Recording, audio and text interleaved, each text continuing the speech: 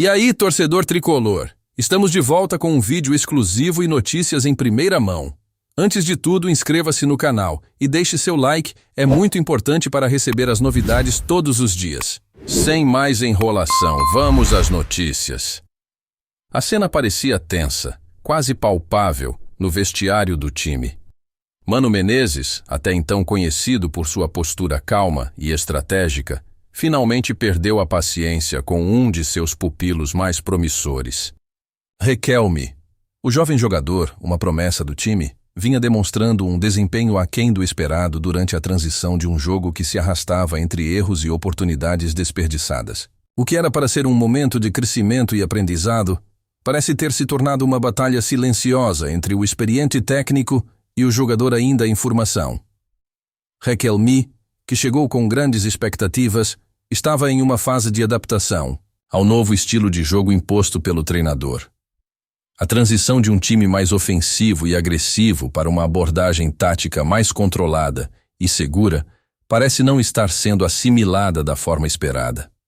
A cada partida, o técnico Mano Menezes tentava ajustar a peça no tabuleiro, mas Riquelme, por algum motivo, não conseguia se ajustar à velocidade e exigência do novo modelo. E assim, o clima no vestiário foi se tornando mais denso. Mano sempre foi cuidadoso ao lidar com seus jogadores, especialmente com os mais jovens. Porém, com o passar das semanas e a repetição dos mesmos erros, a paciência do treinador foi se esgotando.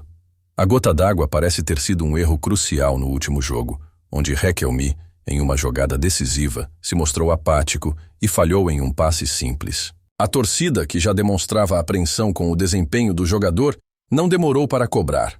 No campo, as câmeras capturaram o olhar de frustração de Mano enquanto observava o jogador seguir para a lateral, com a cabeça baixa e sem a energia esperada de um atleta em formação. No banco, a tensão aumentava. Riquelme, que até então parecia ter o respaldo do técnico, começou a ser observado com mais rigor. Mano não conseguia esconder a decepção com a falta de evolução do jovem jogador. O que parecia ser um projeto a longo prazo, agora se mostrava mais desafiador do que o esperado. O treinador, sempre firme nas suas decisões, iniciou uma série de cobranças diretas. As palavras de Mano não eram agressivas, mas claras. Ele exigia mais atitude, mais garra e mais entrega. Não se tratava de um simples erro técnico, mas de uma falta de compromisso com a proposta de jogo e com o que o time necessitava naquele momento. E assim, o diálogo entre ambos foi se tornando mais incisivo.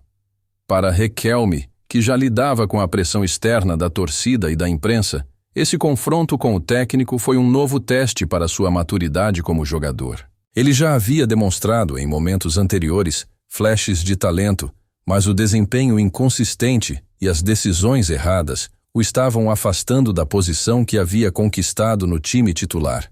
A confiança de Mano estava em xeque, e o jovem atleta sabia que seu futuro dependia de como reagiria àquele momento.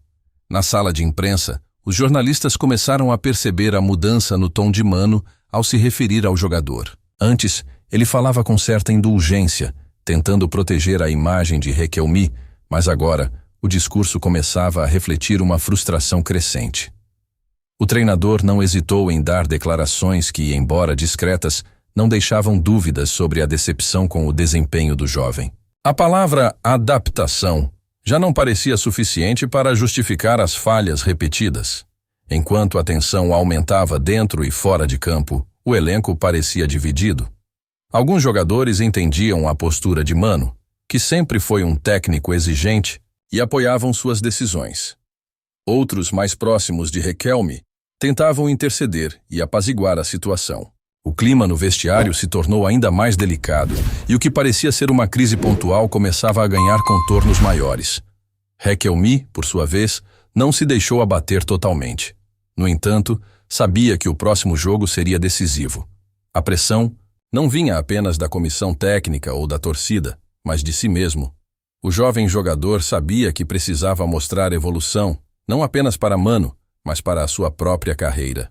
A cobrança era interna e externa, e ele tinha consciência de que não poderia falhar novamente.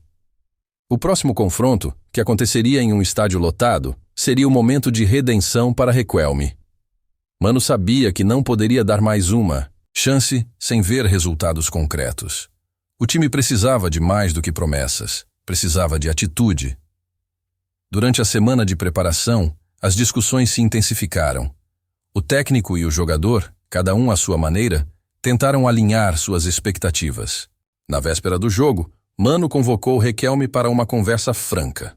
Sem rodeios, o treinador deixou claro o que esperava do atleta: desempenho consistente, foco e, principalmente, uma mudança de atitude em campo.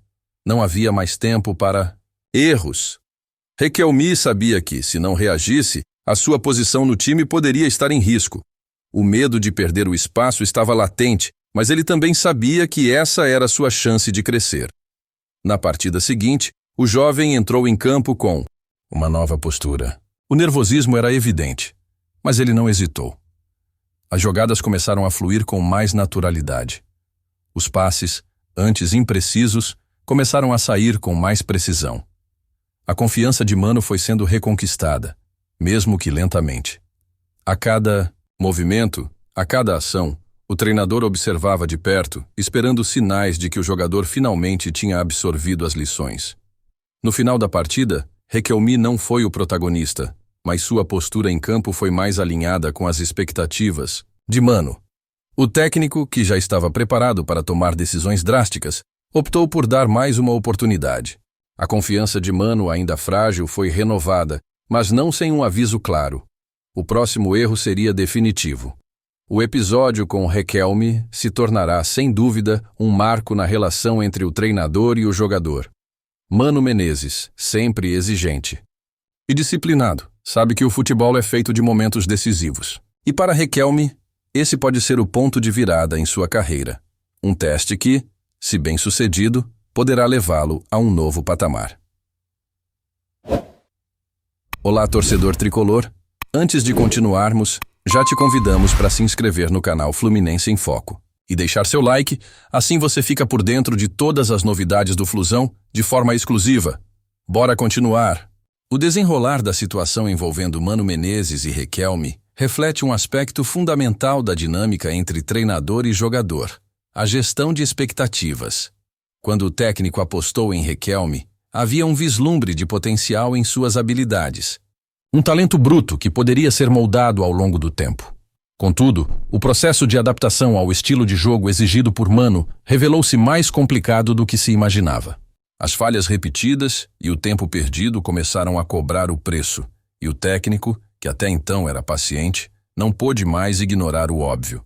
O time precisava de resultados imediatos.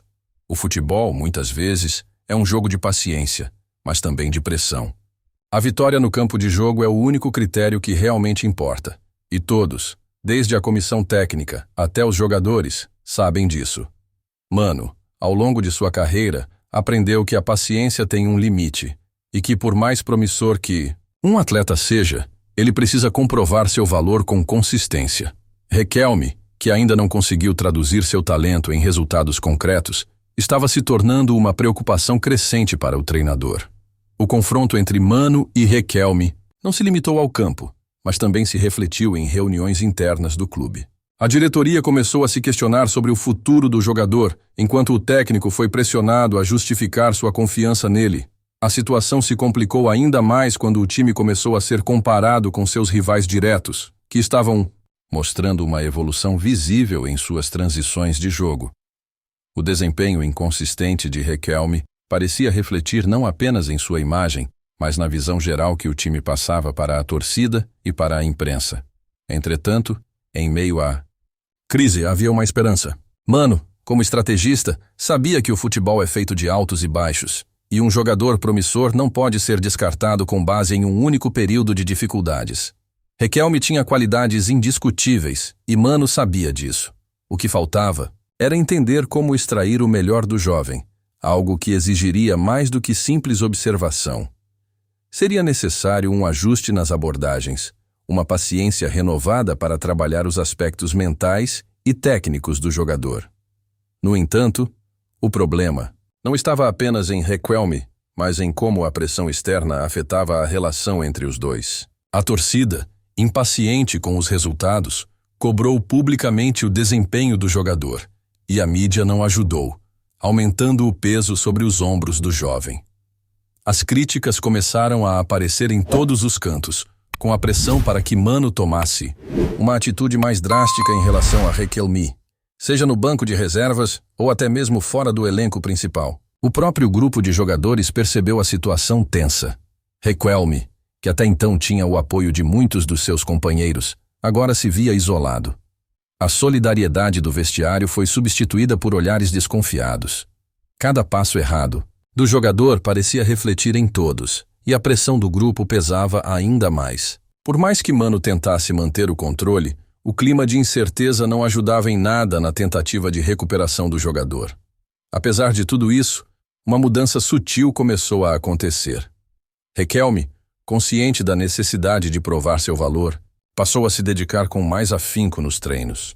A humildade de perceber suas falhas e se empenhar em corrigi-las foi notada, não só por Mano, mas pelos outros membros da equipe. Ele começou a absorver as críticas de forma mais construtiva e, aos poucos, começou a se tornar mais atento às orientações do técnico, sem perder sua essência. Mano, por outro lado, também teve que fazer ajustes. Se antes sua postura era rígida e exigente, agora ele reconhecia que talvez fosse o momento de dar um passo atrás e entender mais profundamente as dificuldades de Riquelme. O técnico sabia que, para formar um grande jogador, é necessário mais do que uma boa técnica. É preciso compreender as circunstâncias emocionais e psicológicas de cada atleta.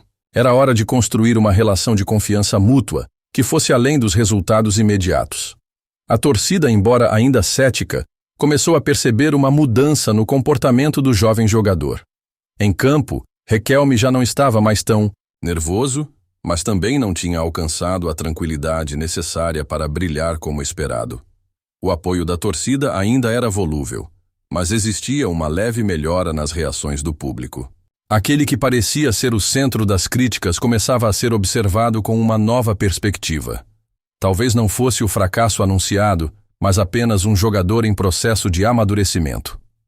O próximo jogo seria mais uma prova para ambos, para Mano, que precisava ver mais de Riquelme, e para o jogador, que precisaria mostrar que a paciência e a confiança depositadas nele não eram em vão. A relação entre eles estava em um ponto de inflexão, e caso conseguissem atravessar aquele momento de tensão, uma nova parceria poderia se formar, mais sólida e preparada para os desafios do futuro. No futebol, como na vida, nem sempre o caminho é direto, e a verdadeira medida do caráter e do talento está na forma como se enfrenta a adversidade. A pressão nunca desapareceria, mas o que ficou claro é que tanto para Mano quanto para Riquelme havia a possibilidade de uma reconstrução. Um treinador experiente sabia que o momento de crise poderia ser a chave para o sucesso de amanhã.